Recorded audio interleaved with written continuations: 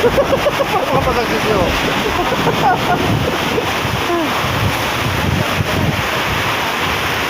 Tumbahan na.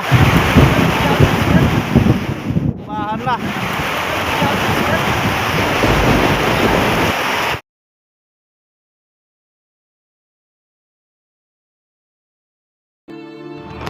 Ayan yung nangyari sa trahedya namin kanina sa event. Ayan, kalbo yung sa stage. Situmbahan yung mga barikada. Ayan o. Ayan. Pati yung entrance namin tumba. Oh.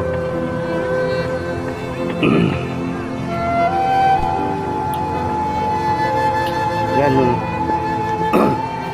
pati yung mga tenant ng ano, titinda, wala. Kalat yung Jollibee.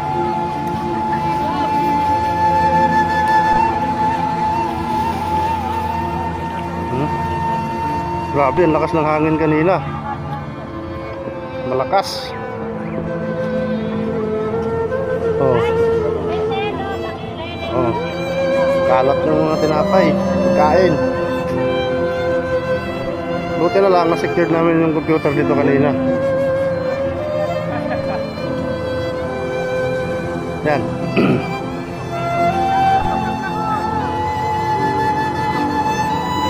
Yan. Yung entrance, ano, exit entrance, nagbaho na, natumba na.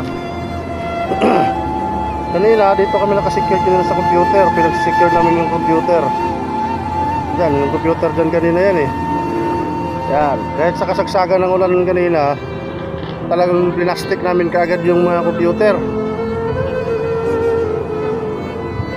Nakaon pa nga yun kanina, nakasaksak pa eh, no? Yun doon. Pero pinatanggal ko kaagad kay Buesa. Yan ang nangyari. So para wala namang nasaktan sa tropa, secured naman. Pero meron talagang na-aksidente kanina, natumbahan siya ng bakal. Yan.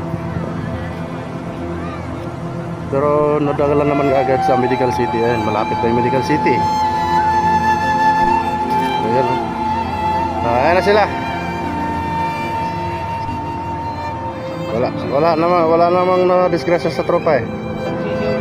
Basang sisiyo nga lang. Sa ngayon naghihintay pa kami ngayon ng advice. Nakausap ko na si SD. Sabi, wait, maghintay lang daw saglit. Kunti. Nag-uusap daw sila ng mga organizer.